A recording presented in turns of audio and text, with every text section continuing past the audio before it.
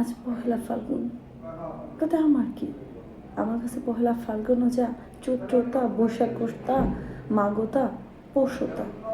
By the way, দুঃখের একটা কথা বলার জন্য আপনাদের সাথে ভিডিওটা করছি। সেটা হচ্ছে, আমি আজকে ট্রেনিংয়ে যখন গেলাম তখন আমার ফ্রেন্ডরা বলতেছে, ও মা তুমি একদম বসন্তকালের ড্রেস পরে, ফাল্গুনের ড্রেস পরে ঘুরতেছো। তখন আমি ধেয়ে করে দেখাচ্ছিলাম যে ও আজকে পহেলা ফাল্গুন ছিল। জানি না, লাকিলি হয়তো এই ড্রেসটা আমি পরে ফেলছি। কারণ কি জানেন, আমার মতো একজন অসহায়, দুস্থ, মিসকিন, যেখানে একটা চকলেট যেতে, চকলেট তো দূরে একটা চাক্কাও পায় না, রোজ যেতে রোজ কি একটা কাটাও পায় না। তারপর আসেন টেডি ডে। আরে ভাই, টেডি ডেতে টেডি করে পাবো, বাড়ির জোড়া জোড়া শুয়ে থাকি। আবার কাছে শুনলাম যে কালকে নাকি আবার ভ্যালেন্টাইন ডে। তা আমার কি গন্ত, আমি হয়েছি খেতে খাওয়া মানুষ, আমি কাজ করি, দুরা ভাত খাই। আমার কাছে কোনো ডে না রে ভাই। আমি আপনাদেরকে কেমনে বুঝাই, সব ডে আমার কাছে boring day. I have no special day.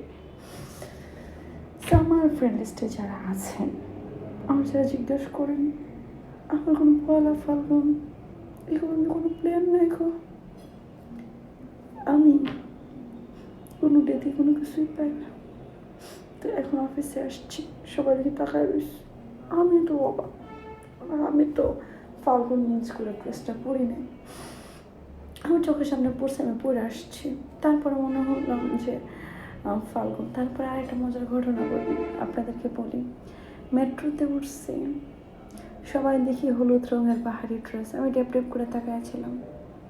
মানুষের শখের বেটারা স্পেশাল ডেগুলোতে কতভাবে সেলিব্রেট করে, আর আমারে দেখেন।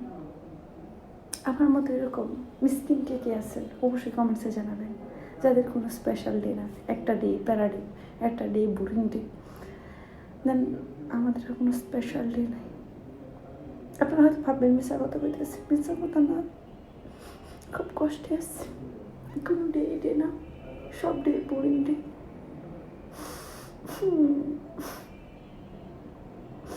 শেষ কথা এটে, আমার মতো স্কিনের জন্য পয়লা ফাল্গুন যে বসে বসে পৌষ মাসের শীত হতে